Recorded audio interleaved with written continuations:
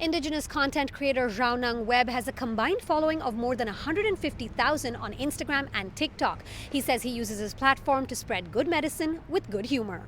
When he looks at me and I look at him.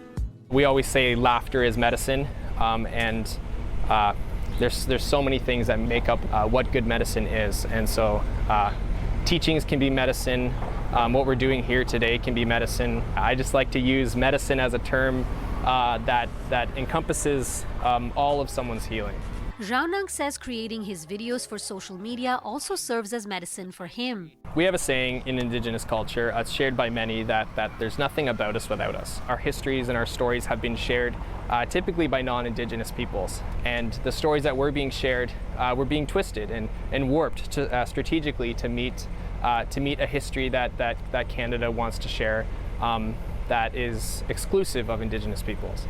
So I utilize my skills as an educator, as a little bit of a comedian, and as a truth teller, communicator, to be able to fill that gap and to ensure that our stories and our histories are being shared appropriately and accurately. It's necessary for me to be able to exercise this gift that I have to ensure my healing down the road. In one of his latest videos, he explains the significance of the medicine wheel, seen here in a mural by Philip Cote and Jim Thierry Bravo. When the four colors of people were sent down to the earth, the Red Nation, Indigenous peoples, were given the gift of vision or foresight. That medicine wheel shares our creation story, it shares our spirituality, it shares our knowledge systems, and it includes all the people of the world. So we have our seven grandfather teachings, we have our four aspects of ourself, our mind, our body, our spirit, our heart.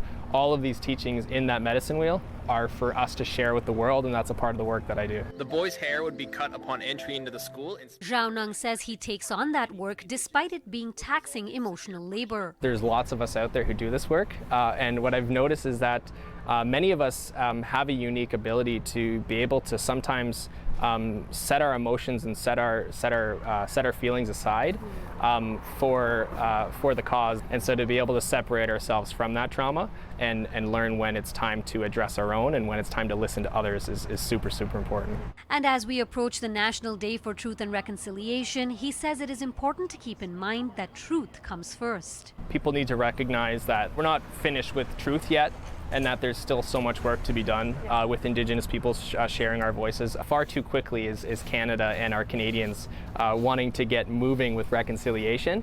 And I ask that people listen to our stories, and when it comes time for reconciliation, that people jump on it and they get hard at work at it. Dilshad Burman, City News.